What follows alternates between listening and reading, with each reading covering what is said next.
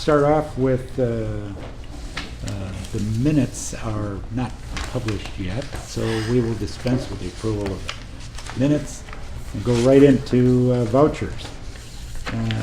Anything for, let's see, A through, I think we've added a couple more on the back, through K. Number 1 is just the airport vouchers first. Oh, I'm sorry. The approved airport vouchers totaling $50,247. Entertain a motion. I approve a motion to pay the $50,247.91. Second. Okay, I have a motion and a second. Any discussion? Hearing none, call for the vote. Lynn? Aye. Lynn? Aye. Clark? Aye. Auger? Aye. Moving on to individual vouchers, A through K. Anybody want to break out any of those, or we approve a motion for all of those? So moved. Okay, we have a motion, second. So Bert's truck equipment was added after we got the agenda then? Yeah, they just delivered. They just delivered it, okay, Yep. okay, It's here at the shop if you want to go see it. It's there. okay. Finally done. Oh, yeah. Second? Okay, motion and a second. Any further discussion? Okay, call for a question. Aye? Lynn? Aye. Clark? Aye. Auger? Aye. Okay, receive communication from Cheryl Clapp regarding lease extension. Sean, you want to? Cheryl and Kevin are here. Okay. They're a team. Yeah, we're a team. I'm Cheryl Clapp. First, some of you I haven't met before. My husband Kevin. We've had the lease on the gift shop for the last 20 years, and we're up for renewal this fall, and we're here to discuss that with you. A little bit of history. Like I said, 20 years we started this. We kind of went from a little shop, and we've been able to expand. We initially redid the whole gift shop on the unsecured side. And then our next move was when there were absolutely no services here over on the secured side, we put in vending machines, and then a few years later we were able to put the kiosk in. And then with the help of the airport, when the remodeling was done, we were able to eke out a little bit more space in the gift shop. And so we've tried to expand as we can. And one of the things that we're proud of is that we can keep on top of things, and we try to carry as much regional stuff as we can. We try to find regional vendors and highlight them as part of our gift shop. But then we also try to do a wide variety of things as well. Now, the airport has been incredibly busy, and I just wanted to share some of our year-to-date sales compared to last year, just to let you know what we've been doing to keep up with things. We're on a record boarding pace, so. Yeah, and we're on a record sales Good, pace. good. So, I like that. yeah, it's pretty exciting. Good for all. Yeah, it's a win-win for everyone. And so we've had a good year. We're putting some of that back into some shop improvements. We're putting a lot of that back into human resources. The job market is, there's not a lot of people out there. No. So you really have to, you have to be competitive. And so that's one of the things that we've been working on, is being competitive and hiring and offering different benefits and, seeing what people want. It's kind of interesting. You ask them if they want health insurance. Well, they don't want to pay for any of it, but it's so dang expensive. And so we're kind of juggling with that right now. But those are some of the things that we've been doing. One of our goals over the next 5 years would be to expand as the airport expands. We're always looking for a little more space over on the kiosk side. Because if you look at those sales, the kiosk, probably we sell about half of our sales in the kiosk. And we have kind of limited space there. So that's one of our goals. And then we do have a website, but it's not, our goal is going to be to expand and improve that website so that we can do a little more sales online, because we have people that will come in and say, oh, do you have a website? I'm gonna look at all this stuff when I get home. And so that's one of the issues that we have, because our website isn't comprehensive. It's been the same for a number of years, so it definitely needs to be updated. But people are impressed with the looks of the gift shop, and they don't have the time maybe sometimes to spend in there that they would like, so they're always asking about, can I find this online? And so it's a need for us, and it's a. And you always have access to our social media too, so if you got something for Twitter. Or And we've used that a few times, yeah. We've used that a few times, so to highlight anything that may be interesting at what's going on in the city. So. Well, I think they've done a phenomenal job. We hear it all the time from people that come through here, even locals that find things here that they can't find anywhere else in town. Whether it's the bison gear or other stuff that you carry. Yeah, we it's try to pretty find unique. some niches, and people will come up, they'll say they were downtown or they're at the mall, and where can I buy a Fargo shirt or a Mexico shirt? Oh, you need to go to the airport. Right. And it's tough to compete with NDSU, so what we did, rather than adult and children's stuff, we found a large line of infant stuff, because we've got a granddaughter that's going to be 5, and when she was born, we went looking for some things, and we even went to Shields and said, gosh, they got nothing for her. It was very limited, so rather than try to compete with the adult stuff with them, we threw up a big wall of infant stuff. So we get a lot of people using that. So Is there anything we can do to help you guys? yeah, not that I can think of. Where things are going to grow for us is on the kiosk side. And I know it's a limited space over here, so what do you do? And the sales are so different, because as you can see up there, maybe the larger store here maybe has 55% of their sales, and that smaller store has 45%. But it's all different sales, because over there it's the snacks that they want and the drinks, because they can't buy drinks over here and take it through. So the sales are completely different. But that small shop does about 45% of our total annual sales. So yeah, we're always looking for a little bit of space, and I know as the airport expands, hopefully there will be a few more square footage. It'll definitely be. So for us. we'll be looking at a pretty major east expansion from Gate 1 to the east at some point here. Right. Maybe start that study this fall and work with the FA on getting the funding in place. But there'll be a significant amount of space for food and beverage, and along with the news and gift. Right. Yeah. So we might end up staffing 2 kiosks on the Yeah. side or something of that nature. Yeah, so that's one of the things our goal is to try to expand as the airport expands, because we're busy. I mean, it's fun, but it's busy. Eventually, we have to redo some of the ramp out here. So some of the gates will actually be shut down, so we have to build to the east so we can operate while that is being built. Right, So right. there won't necessarily be a huge increase right away in square footage, because we'll be using. shuffling, Be yeah. shuffling. Yeah. But Yeah. Well, and our kiosk it's a kiosk, so it yeah, It's on wheels. adjusts and That's good. moves, and it goes wherever you need it to go. And we still would have to keep it portable, because we have to be able to close down the displays at night and that type of thing. But to add a few more, we would. I think your idea to make your website more kind of flourish a little bit more, I think that's a great idea. Yeah. It really is. Because the products you have, I always buy stuff. Because they're unique, and when I'm looking for something that I can send back to my family and stuff, I always can find something. So, thank you. Thank you. So we're looking, a 5-year extension is traditionally what we do, and Okay. that's well warranted, I think, what they're doing. So we appreciate what you're doing. Any other questions for us? I don't know. Anybody? Thanks Thank for you. your time. Thank you. you. We would need a motion. Yeah. So, I'll make a motion to extend the contract for 5 years. Second. okay, motion and a second. Any further discussion?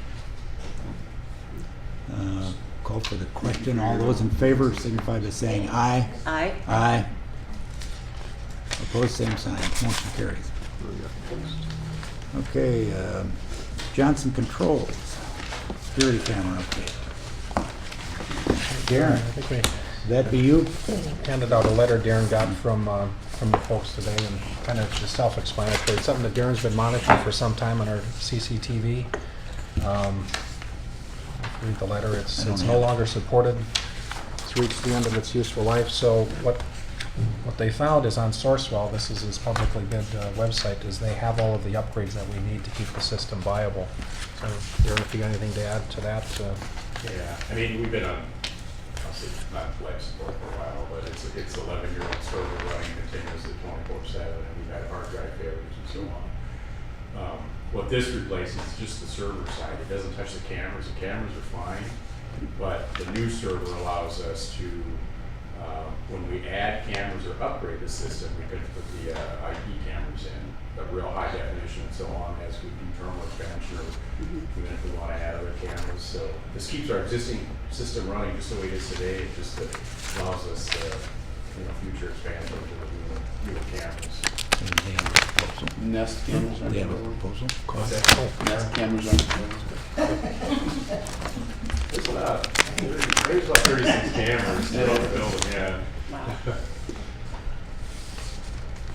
So we go from, I think it's 3 terabytes now, we're going up to 14 terabytes. Wow. Whatever that means. I just know it's bigger. Well, we asked for about 3 weeks of hold time. Yeah. So 12 terabytes. and that gives us time, or the TSA that they want to look at something that happened after the fact. So right now we have a hard drive crash, and then it drops off and we lose all that. So it doesn't happen, or it's Need a motion. No, but I think we need to. 14,000. So this is just, you said just the support side of it, it's not the, Not the cameras. so Yeah, no cameras or wire or anything. It's just- what else do you see in the future to follow this? Upgrading the cameras Yeah, and the expanding the cameras camera itself, system throughout. If we do an expansion, we'll have to expand it. If we do a Skyway at some point, we'll put cameras out in that area as well. And this is all scalable for the next phase. Yeah. Yes. Yep. And when the cameras, when that happens, we would go out for bid for that, or? Sourcewell.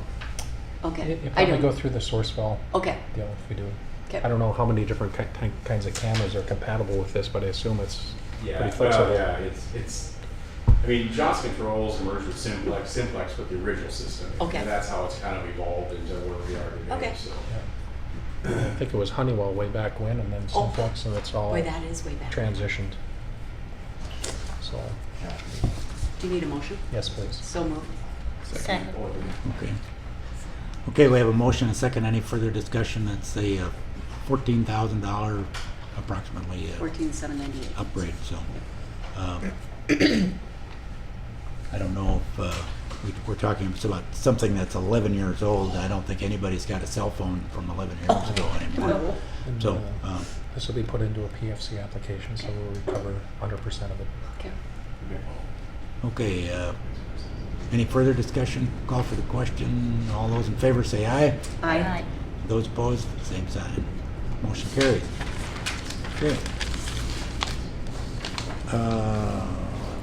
SRE building, snow removal building project, update. Do you have another agenda? Hate to slow your meeting down, Oh, yeah, but you're gonna show pictures, so it's okay. so if you look up at the screen there, so this is the current SRE building. What I want to do is go and start with kind of the idea of what we were, kind of looking at in terms of just the idea of starting this process. And so, really the options, we felt like we had to look at a number of options, and the options were basically to add on to this building. I'll show you some drawings of what that looks like.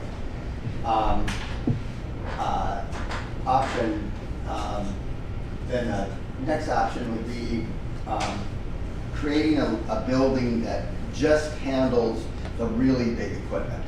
And then that frees up space inside the existing facility. and I'll get into reasons why that one works pretty well. And then there's always been talk about the idea of putting a facility somewhere on the airfield. And right now, you know, probably the best spot to put it would be in this area. So what we're trying to do here today is have the authority give us direction on which way to pursue. So not only can we develop a fee that makes sense, but get working on it to get it to the end date of getting it in the ground this fall. And so the idea is option 2 is, you know, I had Henry give me all the critical equipment that needed to take care of snow removal, because that's basically the biggest issue. And lots of equipment, then getting new equipment, all that kind of stuff. This building that just houses the kind of the big equipment is roughly 23,000 square feet. This one would be almost half again, or a third again more square footage. The other thing that it is very expensive to not only get utilities to it, but driveways and lots of things. So this one's considerably more money from that perspective. We talked about the idea of, can you live disjointed, of having, you know, snow removal equipment, other equipment here, you know, and they felt that it would work. But I mean, they didn't think there was going to be any super big problem with that. I'll show you what happens when we try to add on to this facility, which is still a good option. We're thinking that this option is probably the simplest and best option because it doesn't mess them up. Or when we add this on, it really messes them up. I mean, it causes a lot of issues with just operations generally. And it's a big enough project that it's going to take probably a good 8 months or so to build it. So it's going to go through not only winter months, but summer months and all the stuff that goes on here. And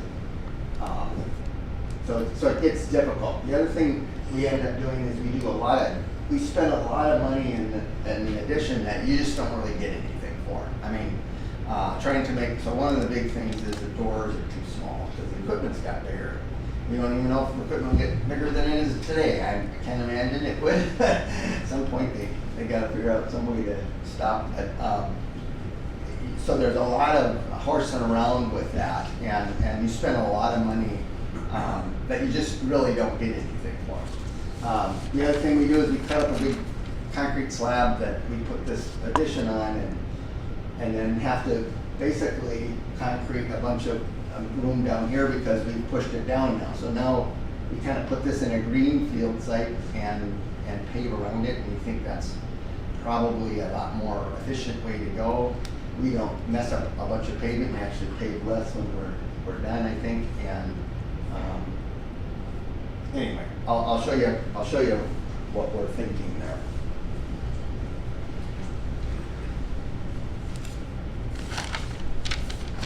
You want somebody to run that for you? I'll just go back. So on the original building, so we're really thinking that, you know, we would add on here, you know, all the way here, and then we'd add on almost to the end of the apron here. And then we were talking about, you know, they could use some more office space and lounge space, okay? And then the other thing that on any of these schemes are, we're talking about additional service bay, so that's going to go here. On one of the additions, when we were doing this, we're gonna just come out and we're gonna extend that service bay this whole length. But again, the doors are small and some of the new equipment, and so we felt it worked better to do the other addition.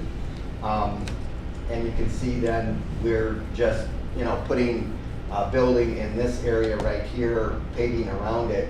This is a fuel tank that needs to be removed and replaced. Right now it's not only old but small, so we do that at the same time. The other thing that is a little bit of a deal on this one is, hopefully nobody has motion sickness. I know the pilots won't. You don't know that. It's kind of a bad thing when you see yours spinning. in your Yeah. mind.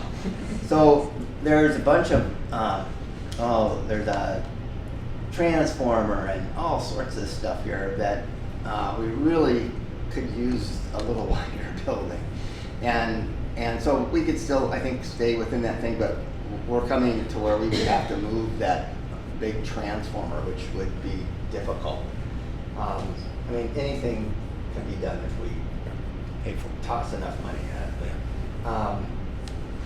So then, so this is the original thought process when we were talking about kind of squaring things off and adding. So this is more equipment bay. The idea then would be to make these doors larger. This was the extension of the service. This is where they keep their sand and salt, and it's inadequate in terms of size. And so this becomes a little awkward with how deep it gets. And so that's why we decided it made more sense to go out here. And I'll show you another reason why that's the idea. Now, the So service, that was our original thought. yeah, so that was kind of the original thought Okay, in terms yeah. of, okay, well, let's just add on because that, it's Just seems simpler. easier. Yeah. You lose your watch paper. So here's some of the issues when you get into trying to make these doors bigger. So on either side of the door, there are these big, huge cross bracing things. So it's a really effort to get a bigger door, and so and then again, taking all the room. Now I don't have a door to work with for quite some time, so all the hassles that goes along with that. I really think that when we get down to it, it probably makes economic sense just to do this. This slide didn't turn out so great, but so this is what that building that we would be putting in a greenfield site would look like. And so it's got basically these 8 really big pieces of equipment that they're getting. And we'll have some 3-dimensional things here later on that stuff. And then we're doing sand and salt on the end. So those have to be built basically with concrete walls because of the pressure of the sand pushing up against it. We're putting a loader in here. I just showed one here, but kind of because we got just a little bit of kind of a kink there, and from the standpoint of instead of making a jog, economics would say probably not very much money to get that extra square footage. We have restrooms, we have a mechanical room, and then possibly a break room. So again, so now they're still in the same area. They're all working together. They're all in that same spot. But we have this drive-through concept with these big pieces of machinery. And they've talked about other things that they got stuff stuck around that whole building that they could put inside. And so this building is about 23,000 square feet. 10 doors. And then, so the idea then is to add on to the existing structure. One of the things they could use is a little more office space. So we're basically super simple, taking the little itty bitty break room that they have and just cleaning it out, painting it, and now they have an office for 2 more people. We don't have to do an addition here. This could actually be, right now we only have 1 technician right here. So this wouldn't have to be now. This could be at any time. And the reason why it's that big is not only is it got a bigger door, but this is the stuff that's lining the one wall, which makes the service area so small. And so it gets really tight in there. And so if we go back to this, what we've done is we pretty much kind of came out to where the road is. So it works out really well. And this area in the, so this wall then is basically got about 4 columns in it. We just take that stuff out, and now we have this area right here to put all the equipment that's adjacent to both service stalls. So they go either way. You remove the wall so it passes through. Huh? You remove the wall so it passes through. Yeah, yep. And they're basically just insulated panels. They're, you know, it's the same thing there on this building. And then this wall is, this door is considerably wider, so they can get the bigger piece of equipment in easier. They store their equipment in the, right between the two, so it works really well. And again, that doesn't have to be part of the project right now. If you don't want to, you can always do it later. Barry, what size are you talking about? You say considerably bigger. It's about 40 feet wide. So right now, this bay is only about 20. So this door is 22 feet wide, and so this bay is only about 28 feet, and this is 40. So How big is that door? this door is 26. Yeah. So it's amazing the difference. No, so that's the other thing. These doors are, it's deceiving you. You see this, these bollards. So you know, every one of these doors will have a steel post with concrete in it, so you can't smack the door. And so that then takes a 22-foot door down to probably, you know, 21, because you're bringing it in so they can't get to it. So that's part of the issue, and the equipment's just got so big. The cool thing about doing it this way is there's literally no issues for the guys. In fact, you don't have to remodel this until the other thing's done. This frees up a lot. They have a lot of small stuff. I'm just amazed at how they can put this equipment in this building. But they're all 4-wheel drive and 4-wheel turn, so they do have some pretty amazing radius for how big they are. But this would also maybe give you the opportunity to store de-icing trucks in there if you wanted, or if you could talk to the airlines into leasing some space, whatever. But it does free them up, especially even for the future for other stuff that they might get. 'Cause my guess is some of the other stuff, lawn mowing, I think could also start getting bigger as time goes down the road. And then it's super simple from the standpoint of adding on. So yeah, so we're thinking that is probably our best move. I think from an economic standpoint, this will be a little more money, but not a lot more money. And I think it will end up serving the guys over there trying to keep this place not only clean but safe. A lot more options. It's kind of nice how they can roll around it. They seem to like the idea. So I'm really kind of looking for direction in terms of what you guys think. A couple questions. Yeah. Go ahead. You said 26-foot door. I think those brooms are 24 feet across, right? Yeah, So if you looked at is there them, any bigger door you can get? yeah, but we actually have 30-foot 30. doors on this one.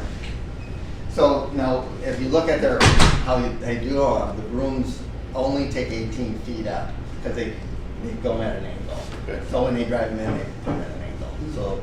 So yeah, everything is, you know, so everything when they drive them in, they drive them at an angle, make them tinier. And so we basically have about, most of the doors in this whole building are 30 other than the one in the older. So they're big doors.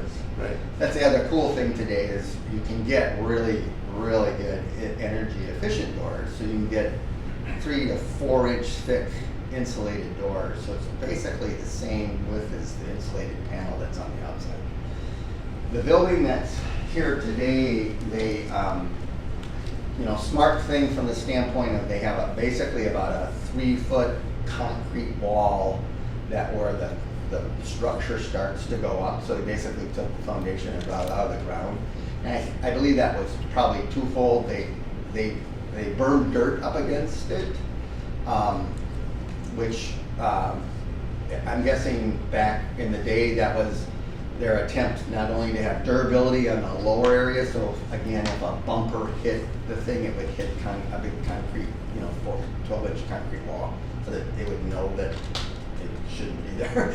And then the other thing, they piled dirt on it to an attempt to insulate, which today wouldn't meet our energy standard. So we probably wouldn't we would probably bring the wall up, but we'd run our insulated panel past it and not have the big berm around it, because it really doesn't work very well. If you take that and start going off, zero insulation, little insulation, a little more, a little more, a little more, it's a really cold wall. One more thing, they said that they needed a rest facility because we kind of do 24-hour ops and doing snow removal right. in the middle Yep. of the night, and they So need we're somewhere to looking rest, at so you can see that. the possibility of putting something in there somewhere.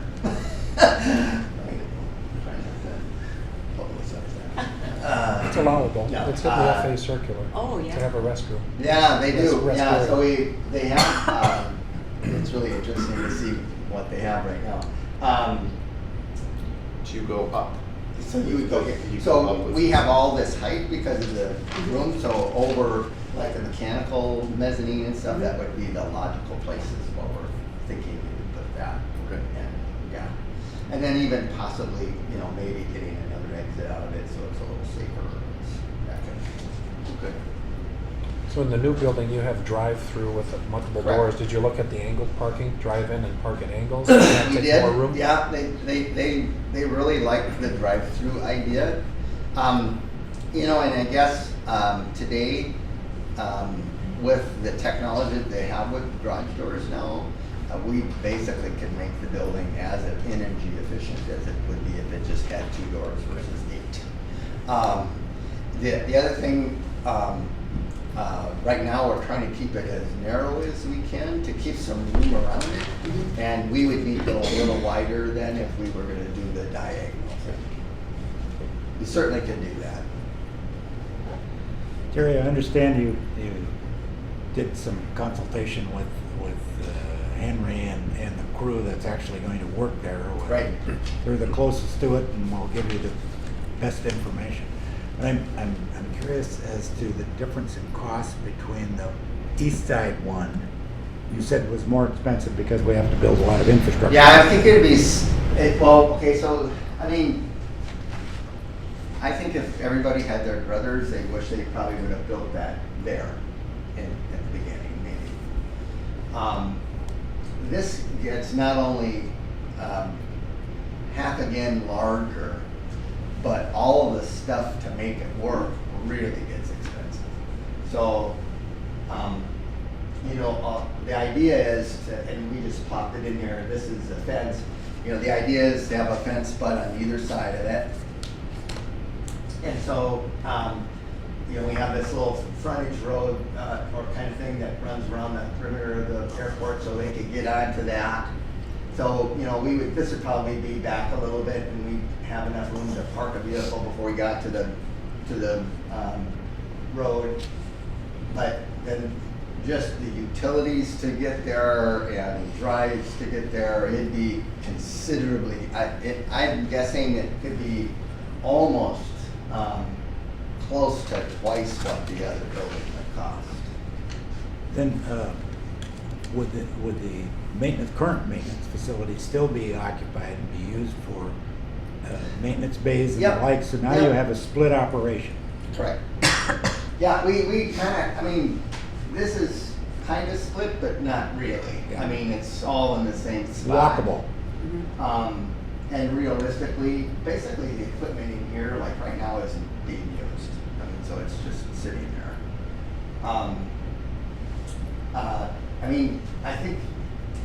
I think if they could have what they wanted, that's where they would want it. But I just think, I don't know, I guess we could do some cost analysis on that, but it's going to be considerably more money. How about the route with snow removal equipment now? We go from the west side over the ramp and out. Right now, the same way they do it now, they come out and they go through this gate Yeah. here. One of the things that they did talk about was that gate can jam.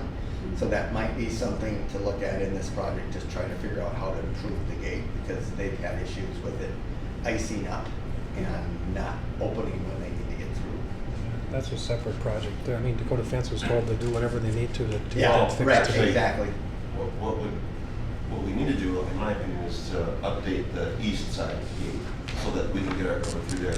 So we have a backup. Because right now, we don't have a backup gate to get out of the airfield if that one does break. Gate on the east side is too narrow. Right. So that'd have to be Yeah, upgraded. so either So if one. we can and update that one so it's similar in size to the one on the west side, that could be in a maintenance budget, that would have to be. Yeah. then at least we could have a little time to repair one gate and the other if it breaks. So would that be the workaround when we end up doing the new, repairing the ramp out here, replacing ramp, is have to go Right. through the east side or out to 8, get on Right.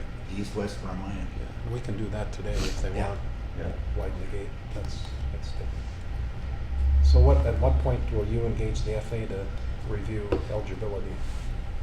We're gonna start that process soon now. I mean, if, I should really say, I mean, if you're okay with us pursuing this option, then that's what we'll, I mean, and right now, the only thing that I don't know would be eligible might be that if it isn't, would be the break room, but I'm not sure yet. I think it is. Yeah. Yeah, it's in the, it's circular. So right now, there's nothing Yeah. that wouldn't be eligible. And you probably bid the maintenance bay expansion as an alternate?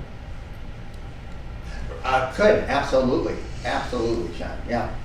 At one time, when we were looking at this, if we go to, I was trying to stay, and then really, it just, I felt like it was maybe just getting too big, but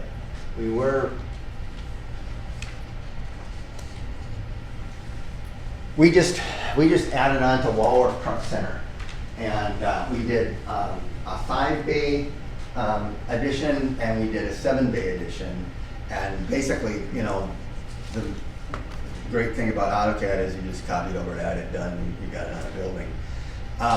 So when we did that, and actually from a square foot figure, it went from $167 a square foot to $156 a square foot, because they're just economics and scale. And it was basically the same building. We were looking at this here, thinking if we had enough room, we might do that here, is just say add another bay and do it as an alternate. It's taking up, I think, too much room, and we really want to be able to drive around it. So I don't think we're going to do that, but we do that all the time, and then it's super easy for you guys to say, yeah, we can spend that money now, or no. Right now, when I go like, well, I think it's going to be, you know, $800,000. You know, everybody in their mind's going like, yeah, it's going to be more than that, or it's gonna, you know. I mean, that's just, I don't blame you.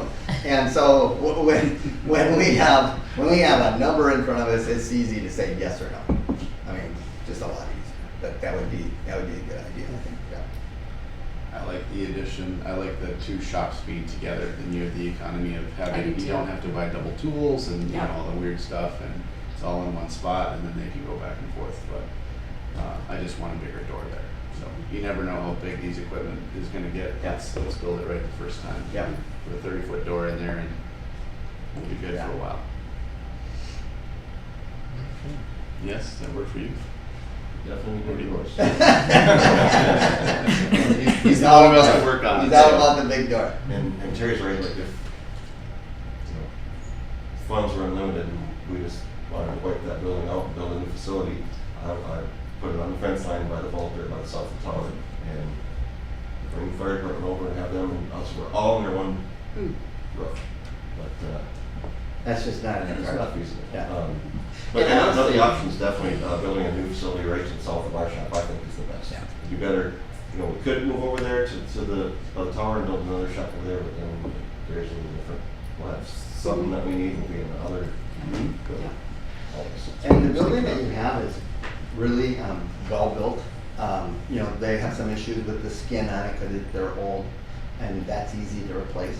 So it's really a nice building in terms of maintenance thing. So you know, if Rick had somebody to rent that baby, You'd be till noon. right. We'd still have to mess with the doors if we're going to put airplanes in it. But I think it does work well, and I guess what I like about it is it doesn't mess with their operation, and we can start probably a little sooner. There's a bit of work with investigating everything we're going to mess up by adding on to that building. There's they got all sorts of stuff on it that we'd have to relocate and stuff like that. We're also thinking that another thought was, and that could be another alternate, John, would be this building has a generator that's reasonably old. The idea of possibly putting a new generator with this building that would power both of them. Yep. It's 40 years old. Huh? It's 40 years old. Yeah. Yeah, So no, I that- mean, that's automatic. You put the generator in to power both of them. Yeah, that's not a bad idea. Not even a question. Okay. Do it. Yeah. That, I mean, it, you know, they're, again, it's like technology. A new generator is so different, so much more economical.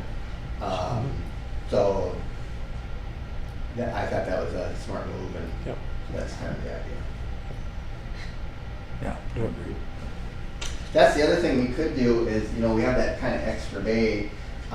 We do have, I think, just because of it and how we had to make the building, how wide it was, the sand and the salt bay could probably be designed so the loader could stay there. And we could conceivably put the generator inside, which would make it quite a bit less expensive. But enclosures are super expensive.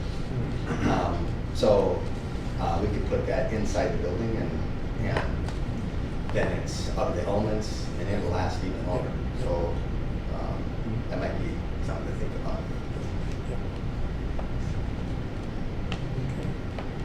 Okay. You're on the path. All right. So we'll do. I have a question. If we build a second building with sand storage on there, is that going to be in addition to, we're going to keep using the existing sand storage facility? No, he's got all sorts of stuff to store stuff, and Already he's got like, it. he does. Yeah. He's already got stuff. Maybe We we're need moving that wall into like kind of a sand room, so we have access to it. No, We're just doing Just put bigger equipment. Yeah, in. yeah. They got junk all the way around that building.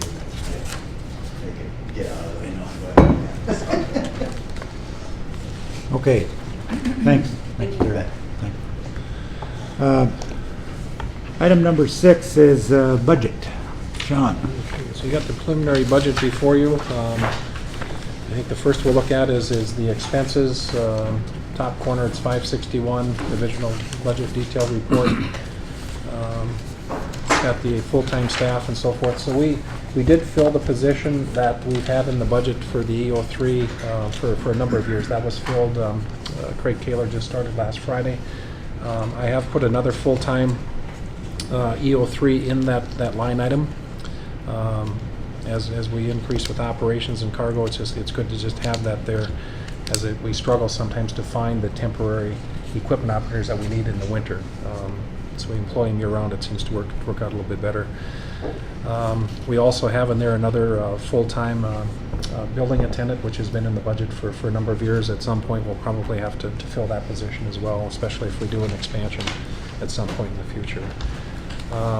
The items on the first page, the dental insurance, long-term disability, Medicare, FICA, and all them, those are populated by through the city process that we're engaged with the accounting. The other expenses, you go to page 2, it's pretty standard. Nothing has really changed much from the previous years in terms of expenses and operations and maintenance. Our fuel budgets, our energy budgets with Excel, nothing's really changed. Electricity or propane. I thought the snow clearing was interesting. Yeah, that's gone up a little bit. Yeah. Well, after last winter. Yeah, exactly. So we put a little bit more money in there for Brett's, and we'll have a contract with them again for this coming winter. So they do the employee lots, do some of the East Terminal building, and then the customs lot. They keep those open. And the Air Museum has retained them as well, so they've done a good job. So any questions on the, through page 5 on the operations and maintenance? If you keep paging through, you'll jump to page 7 is the fire department. And I didn't skip the police department here, did I? No. Okay. Page 7 is the fire department. Can you go back to page Okay, 2? go ahead. Why are they, I'm looking at the pension, is it because city employees pension 17, 18, there's no 19, 20, Yeah, nobody's, those are adjustments that they'll make in early 2020. So once Okay. they go through an actuarial process, they go back and make adjustments retroactive. So we won't know what those numbers are until probably first quarter of 2020. Yep. So page 7 is aircraft rescue and firefighting. We just filled a new position after Bosky had retired, so that gentleman will start sometime here in mid-May. He was a previous firefighter that was reduced in force back in 2012. Went to work for the State Highway Department up at Hillsborough, and he's coming back now as a firefighter. He'll start here in about a month. So that budget is pretty almost 100%. And I should say 100% is reimbursed by the airlines. Almost. Some things in aircraft rescue and firefighting and capital outlay we don't charge the carriers for, but everything else by and large is reimbursed by the airlines for that. Page 10, this budget. Can I ask a really quick Yes. question? It's reimbursed by the airlines, does that come in as a revenue when we look at the revenue then?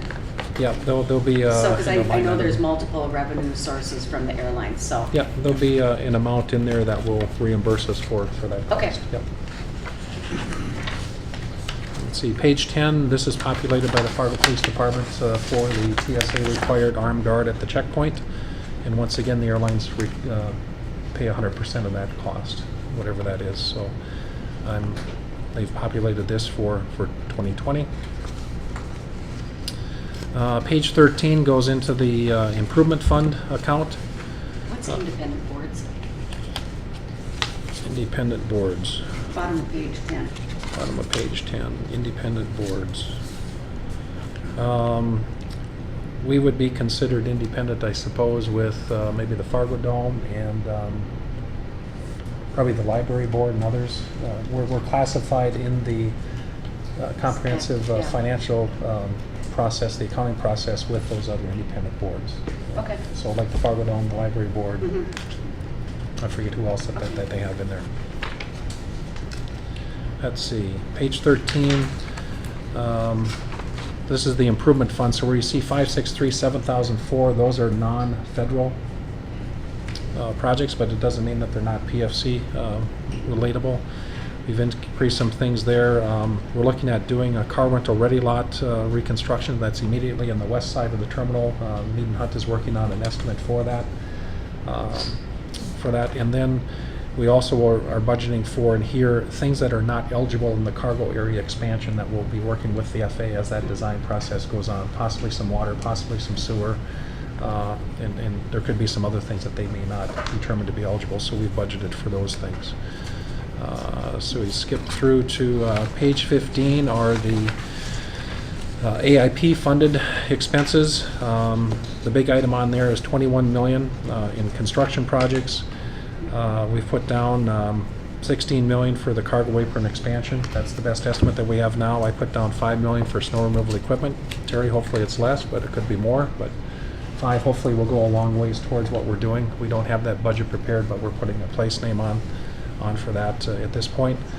On line item 3315 at the top, planning services, we put in some money there as we move forward probably with Terry or Mead and Hunt to do a passenger terminal, start the process for designing and planning for a passenger terminal expansion. And we'll get that underway probably this fall. So if there are questions there. 16, 17, nothing there. 18 is the PFC amount. Every penny of PFC dollars that's put into this account, along with any interest that accrues during the month, is automatically transferred at the beginning of the following month into the 563 account, where funds are spent to pay for PFC eligible projects or the local share of AIP projects. This reimburses those items that are in the current PFC application that we're collecting on. So it's about 2 million is what we're guessing for calendar year 2020, hopefully more as our passenger count increases. Page 23, that's simply the parking lot construction and maintenance fund. The only expense that you're going to see on there is on page 24, transferring $1 million from this account into the improvement fund 563 to pay for car rental ready lot. I believe the employee lots on the east side of the building are due for seal coat and striping, so there'll be some improvements that will be taking place that this fund will pay for.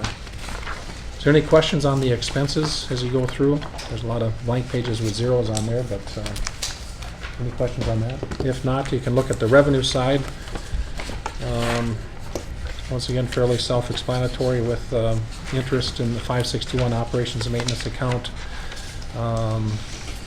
Where the revenues are coming from in terms of the land leases, they really don't change much. With the South GA hangars, North GA hangars pay their rent is fixed, 8 cents a square foot in the South GA, 10 cents in the north. East Terminal rentals, it's all pretty well laid out in terms of the revenues. Terminal rent, jetway rentals, and landing fees for the airlines are all projected. The big item that you see is on page 8, SP Plus, what I put down is the guaranteed minimum, 2.7 million. So unless you have any questions through those first 10 pages, that's what we've got in that area. So we go to 563. We're on page 13. I've got 14.4 million included in that section there. That is revenues are 10 million in the FA supplemental grant that was awarded here a few weeks ago, 3 million in fiscal year 20 annual entitlements, and then we will need to allocate a portion of our fiscal year 21 entitlements, about 1.4 million, almost half of our fiscal year 21 entitlements to go towards the cargo apron. So this represents the 90% share of the estimated cost of that project. And like I say, hopefully when we get bids, it'll be less from that nature. Any questions on that? Anything? Okay.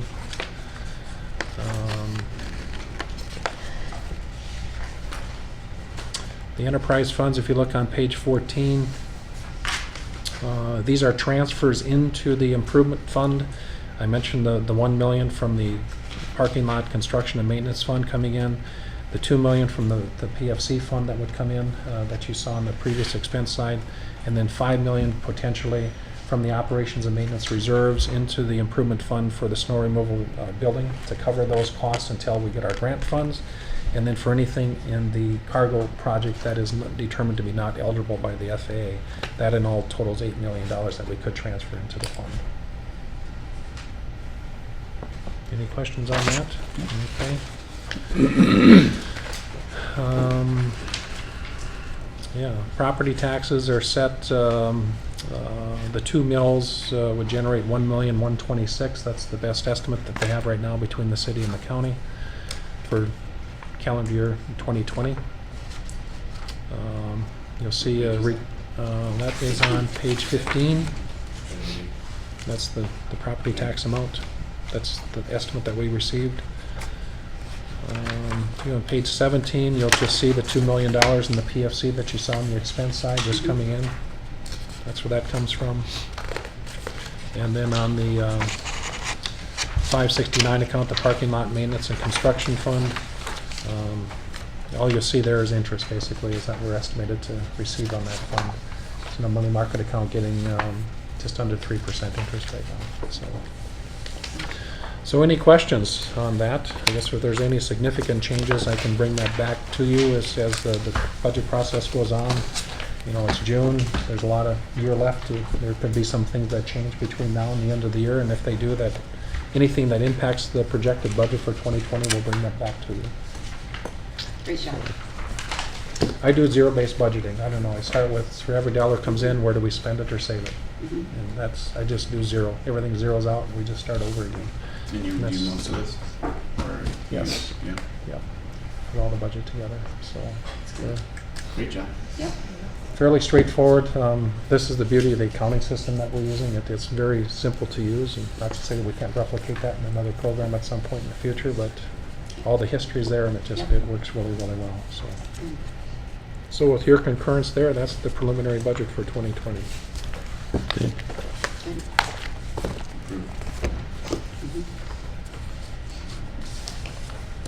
All right.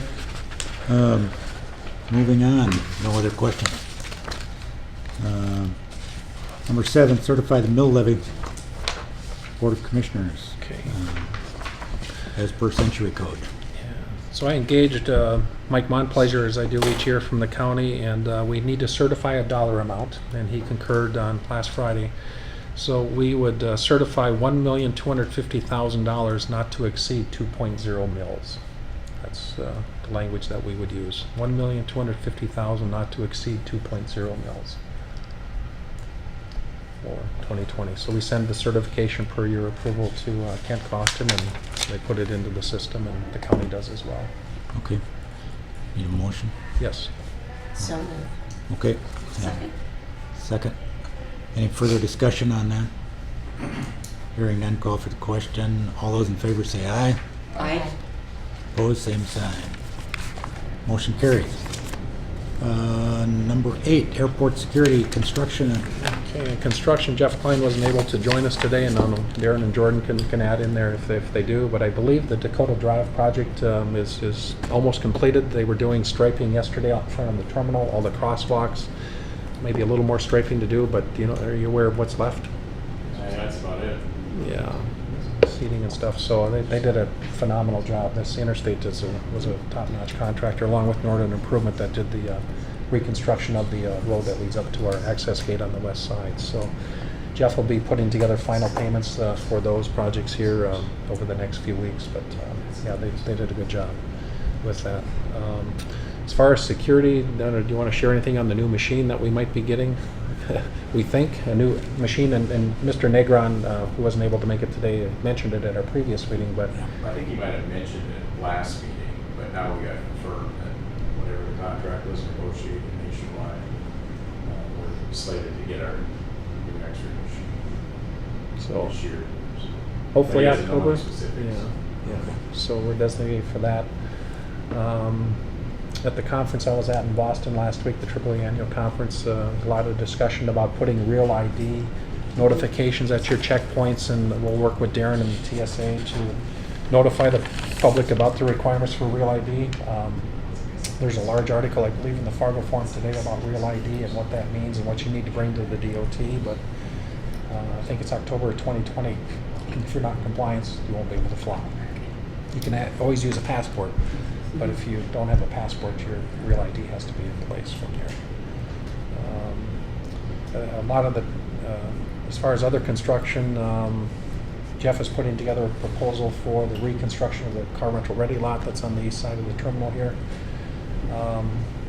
There is a process, and I spoke with General Haugen yesterday about, we spent quite a bit of money on car rental expansion and reconstruction over the years. And if we work with the car rental owners, the managers that operate here in Fargo, there's a possibility that we could implement a concession recovery fee onto car rental contracts. They write approximately 60 to 70,000 car rental contracts per year. So if you look at a $3 or $4 per contract fee, you have the ability as an airport authority to recover those expenses and what we're spending out of the car rental lot. One of the things the car rental agencies may want to do is also add on the cost of the combined facility that they have on the west side of the terminal that was built years ago. They could have the ability per your approval to recover those costs as well. So you'd have this large pool of money, it'd all be accounted for. We could recover what we're putting into the car rental lots in terms of reconstruction or expansion, and so forth. So that's something I think I'll work with the car rental owners here over the next few months and maybe bring back before you to see if that's something that we want to implement. It's a very common fee at airports across the country, as you can see when you rent a vehicle. I'm not sure if Fargo's ready for that now, but it is something that I think it would be in our best interest to recover those funds. So, any questions on that? Okay. Go ahead. Did you touch on the guard facility? Sorry. So yeah, and we talked about this yesterday as well. So there was a pre-conference call to the pre-construction meeting yesterday, but Earthworks will begin stripping the 25-acre site up north here this week or next week. at some I want point. to start Monday. So on Monday. So they will start construction of the Operational Readiness Center for the National Guard. Exactly when the groundbreaking will be, they haven't announced that yet as far as we know, but we'll let you know when that groundbreaking will be. I'm sure Adjutant General Dorman will be letting us know. My guess is it'll be sometime in July, but construction will be well underway by then with that facility. It's 39 million. How much is it? 32, I thought. 32 million. So it's a fairly significant facility from that. Air show, I guess General Huggins more engaged in that than I. Darren and I attend some of the meetings, but there's a lot of stuff going on with the air show. I mean, it's a $700,000 budget that they have, and a lot of money to recover. We will be competing with the Duluth Air Show on the same weekend, so we'll see how that goes. But the Thunderbirds were here last Sunday. Number 7 and 8 were here Sunday, and Right. did some tours Sunday and Monday, and so far I think everything is going well with that. Big conversation in Boston is workforce. Everybody is workforce constantly. It's not so much in the administrative part of airports and operations. It's the equipment operators, the mechanics, and others that take care of the building and stuff. It's a horrendous problem around the country. And there was 3 sessions just on workforce alone and how to attract talent, and everybody's struggling with that. And that's aside from the ground contractors. So we still have some Delta Global Service issues here from time to time. Sunday there were significant delays. There was a lot of airplanes on the ground. They were fully staffed, but those that were on the delayed airplanes didn't think that they were getting the attention that they needed, the updates and so forth. But Jason Ashley at United is aware of those situations, and worked with Joe Rasso, had some communications with him over the weekend, some stuff that they were experiencing as a family with those delays, but they were fully staffed. Wayne's on some vacation right now in Missouri, but I think things are moving forward. I'm still very concerned, along with a number of other airports going into the winter, what's going to happen. I mean, this just isn't in Fargo. At our Great Lakes chapter board meeting that we had on Sunday, it's every airport that's got DGS is having very, very similar issues. So the consensus is, obviously, and Delta is aware of this, is obviously they need to increase pay significantly across the country. There's some places they're paying $14, $15 an hour. We're at $8.50. And the ones at $14 and $15 an hour are still having issues attracting talent. Seattle's a disaster. Detroit, it just goes on and on. So I think the group, at least our chapter and some others, hopefully will be engaging more at the Delta and the United side. It's really about the flight benefits. They could attract all kinds of people at $8.50 an hour. It was all about the flight benefits. So if they reinstate the flight benefits to the status that they had in place prior to January 1st, we believe that the problem resolved itself. I don't know that that's going to happen, but we'll see. That's something that Delta and United have to work on. It really comes down to the flight benefits. There are other airports in Portland, Cedar Rapids, Sioux Falls have employees that said, we'd come back if the flight benefits changed. It's not about the pay, it was the flight benefits. So I don't know how they're going to try and address that with Argenbright, who has the majority share ownership of DGS now, but that seems to be the big stumbling block is the flight benefits. So, Well, we'll and see. it seems like flight benefits, I mean, you have an established priority, and if the airplane's full, you get bumped. Right. So it doesn't cost the airline Yeah. anything Yeah. to issue these, because if there's no room, you don't go. So do you know what it means to have status 4? Yeah, so there's S1 is like must ride people, and that would be, your deadheaded crew members and stuff like that, and they must ride. Otherwise, something doesn't work down range. And then S2 is kind of your mainline employees. S3 is your regional employees, and then S4 is your DGS and buddy passes and stuff like that. And so they moved them from S3 to an S4, kind of, I believe. Yeah. Anybody? No? Anyway, That's right. and so they just moved them down a little, so they can still get on a plane if their seat's open. But if the plane is full, they still don't get on. So I don't understand why they're not that catastrophic. I mean, you still gotta pay attention, but I don't know. So the other big discussion, which will be more coming up, and I think one of the local news stations carried the story, even though it's old news, is the PFAS. This is the firefighting foam that's been used at airports across the country for years. It's the only one that the FAA had approved. So that's now starting to, or has contaminated drinking water around the country, typically at military bases.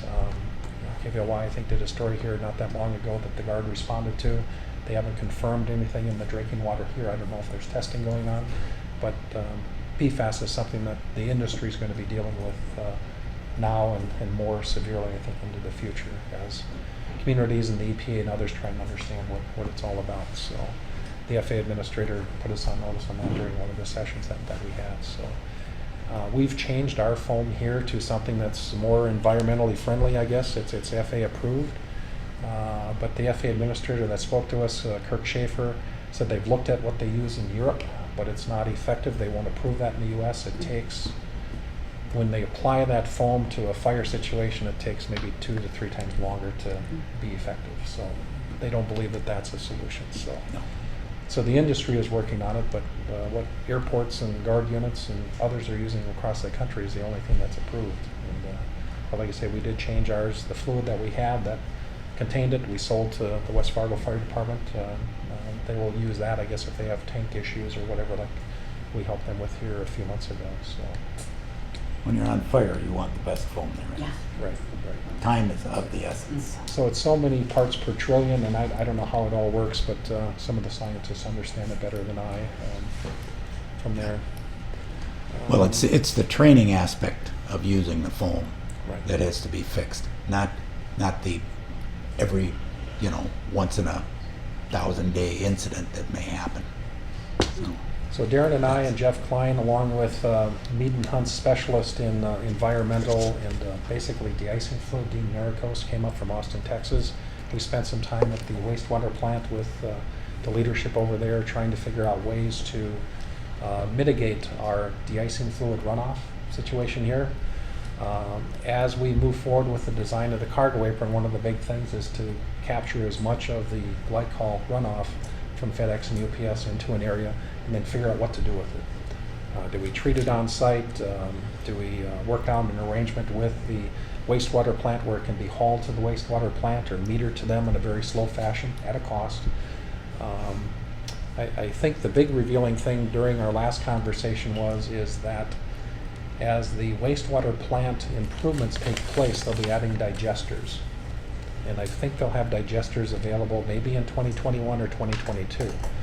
And the higher concentration of ethylene or propylene glycol that we can bring to them, so the more pure form, they can put directly into their digesters, and that's actually an aid to them in their process. So I think we will have a solution in place. The problem is the digester solution isn't available to us for maybe another 2 or 3 winter seasons. And then we have UPS occupying space in the South General Aviation area. We'll be working with them and this consultant to identify ways to mitigate plugging up the storm sewers, either with balloons or other things, to keep that fluid out of the storm system, and then looking at ways that we can capture it and properly dispose of it. So I spent quite a bit of time with the Missoula airport director. In fact, I think I'll be here sometime this week or next week, but they have a really neat system in Missoula that works out really well for them, and I don't know, do you have anything else to add on that, Darren? I guess it's when you send them the glycol in the current form that we have, it increases their oxygen demand, and they talk about the flow, and I think the neat thing that Mead and Hunt did is they brought it into perspective on how much, based on what we used this last winter season in terms of ethylene glycol that was reported to us, they broke it down into how many gallons per day the plant would get. And it's not that much, but yet it's a concern on their side in terms of taking it. So but we'll try and find a solution so we can improve that process. I guess I don't have anything else on that from that standpoint. So, Anything? I was going to ask one more. You said staffing's an issue around the workforce around the nation. Are you having problems attracting qualified people to work on our facility? we just advertised for an airport operations attendant, another part-time custodian basically, and had one applicant basically, and there was a, 6 or 7. okay, 6 or 7. So, and we advertised it at what, $12 an hour, $12 an hour, and we did hire someone. So we're fortunate from that standpoint, but you know, we'll see. We did hire somebody to mow grass. Finally, got somebody at 14 an hour, a previous employee that we had, and that seems to be working out well. Okay. Let us know if that needs to change. Yeah, yeah. We'll keep increasing the hourly rates to, you know, when McDonald's is at 16 or 17 an hour across the road, we'll do what we can to attract talent. That's why I'm wondering if 12 is. Yeah, yeah. So anything else on that, Darren, or I think we're good? Rick, do you have anything on the building site down here on Dakota Drive you want to share or not? I'm still working on it. You know, we had the squad that been looking at it. They removed some of the hazardous material out of the building. Just trying to work with city and trying to resolve the issue on how to, you know, clean up the site basically at this point. So. Okay. So it's still moving forward, but at this point, I've been telling Rick we have no interest in the site, not only to buy it, but then the amount of money that we have to spend to clean it up is, it's just no value to us. So hopefully others will do that. Everything else, I guess we got number 9 left. Yeah. Well, all right. Number 9 is we need to adopt a resolution for appreciation to one of our longtime tenants, Victor Gelking. Any? They did close on the sale of Vic's Aircraft Sales, so he's officially, well, retired from the aviation side, but he's still dancing, I guess. So, but yeah, I don't know how many. We've tried to get out of him how many students he's had in all the decades that he's been a flight instructor, but he was a competitor to General Harlan. I was teaching flying in Minot in 1968, and he was my competitor. So, and I have long since retired, and Vic just did. Yeah. So a resolution would be in order for Victor. Yes. I'll make a motion for that. Second. Okay, motion and a second. All those in favor say aye. Aye. And What are you gonna do for him? Give him a letter? Just, yeah, but Joan does a great job putting resolutions together that Okay, he'll perfect. appreciate from that standpoint. Okay. by the way, I noticed in his hangar, which is now Jim Sweeney's building, that they were over there working the other day, so, cleaning up the fire they had. So, and also back, one last thing to the air show. One of our tenants, Hangar 19, Rick Berg, has volunteered for that corner of the hangar to be our air show headquarters. So we appreciate very much having a headquarters area down there. So. Okay. Anything else from anybody? If not, we are adjourned.